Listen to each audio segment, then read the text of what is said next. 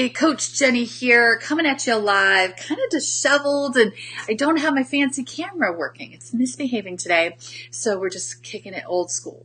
Today I want to talk about your problems, which sounds really dark and twisted, but have you ever heard yourself say something like, I can't really complain, my problems aren't as big and as bold or as tough as everybody else, other people have it worse than me, so I shouldn't complain.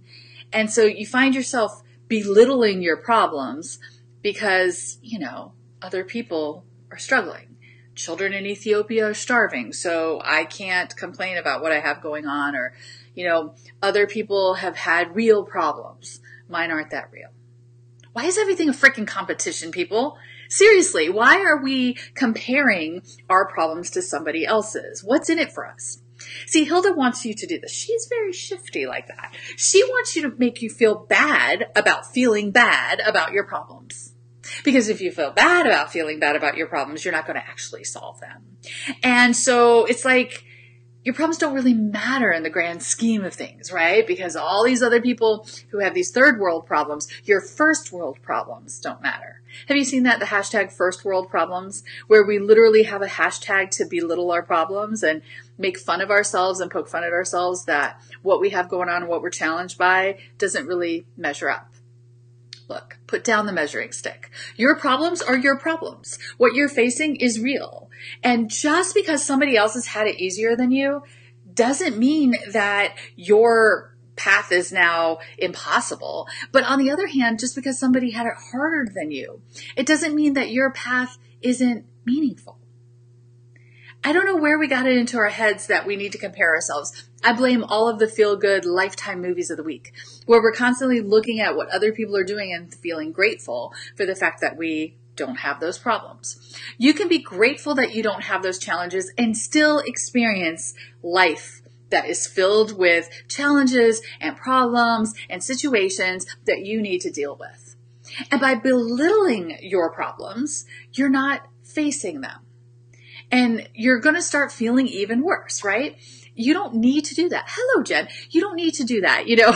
I wrote down here this note to share with you. It's almost like we're movie critics and we have a Rotten Tomatoes meter for how important or big or juicy our problems are.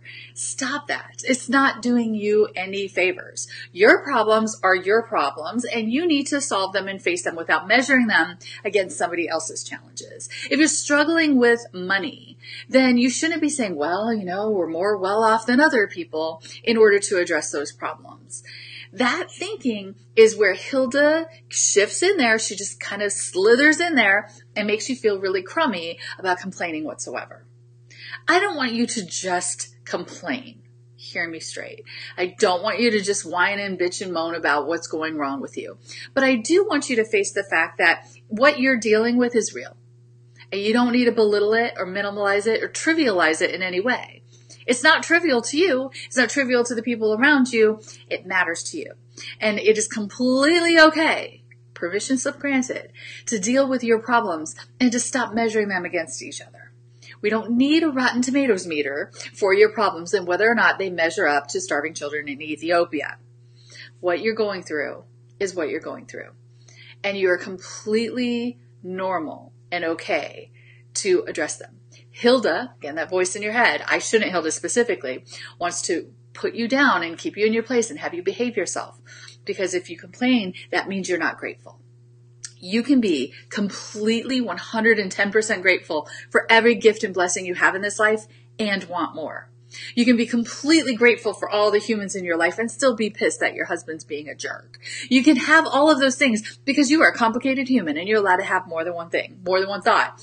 You're allowed to have your problems and you don't need to bury them in all of this thought. Jen says, permission slip. Take that, Hilda. Yes. Yes, enough, Hilda. We ain't got time for you. So if you are out there thinking, oh man, I have a lot going on, but I don't have it as bad as others. Feel the gratitude of that, but then deal with the problem. Stop trivializing it. It's not doing yourself any favors, and it sure as hell isn't helping anybody in Ethiopia either. So get out of your own way. Stop thinking this stuff. Your problems are your problems, and they deserve your time and attention. That's what I got for you guys today. Thank you so much for listening. Now get out there and get on with the business of changing the world, because Hilda needs to be stopped yesterday, if not sooner. Bye, guys.